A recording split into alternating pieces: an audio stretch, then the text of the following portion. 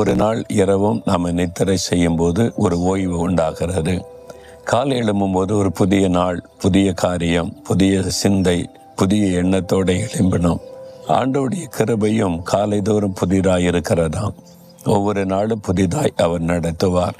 இந்த நாளிலே உங்களுடைய வாழ்க்கையில புதிய காரியத்தை செய்து உங்களை ஆசீர்வதிப்பாராக.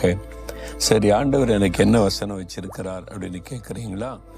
ஏசாயா 62:12 நீ தேடி கொள்ளப்பட்டதென்றும் கைவிடப்படாத நகரம் என்று பெயர் பெறுவாய்.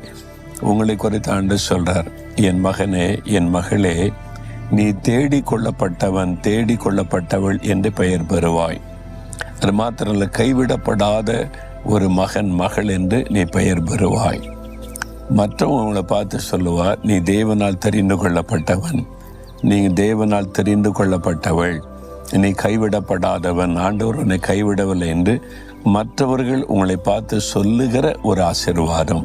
உங்கள் வீட்டில் உள்ளவங்க சொல்லுவாங்கல்ல, நீங்கள் ஜெயம் பெற்றுட்டா ஆண்டவரும் கூட இருக்கிறார் தம்பி, ஆண்டவர் எல்லாத்தையும் நன்மையாக நடத்துகிறார்ல, உனக்கு ஜெயம் கொடுத்துருக்கிறார்ல, அப்படி சொல்லும் போது எவ்வளோ சந்தோஷம்.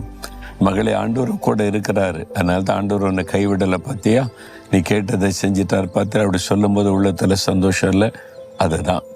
அப்போ நீங்கள் வேலை செய்கிற இடத்துல, வசிக்கிற இடத்துல மற்றவங்களை பார்த்து, நீ தெரிந்து கொள்ளப்பட்ட மகள், தெரிந்து கொள்ளப்பட்ட மகன், ஆண்டவர் உன்னை தெரிந்து கொண்டிருக்கிறார், அதனால தான் உனக்கு இந்த ஆசீர்வாதம்லாம் கிடைக்கிது, உன்னை உயர்த்துகிறார், மேன்மைப்படுத்துகிறார், ஜெயம் கொடுக்கிறார், நீ செய்வதெல்லாம் வாய்க்கிறது அப்படின்னு மற்றவங்க சொல்லணும்.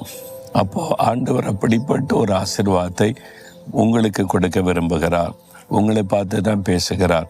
நீங்கள் என்னடானா மனசு அளித்து போய், நான் எங்கே, ஆண்டவர் என்னெல்லாம் நீங்கள் நேசிக்கிறார், என்னை கைவிட்டுட்டார் அப்படின்னு நினைக்கிறீங்களா?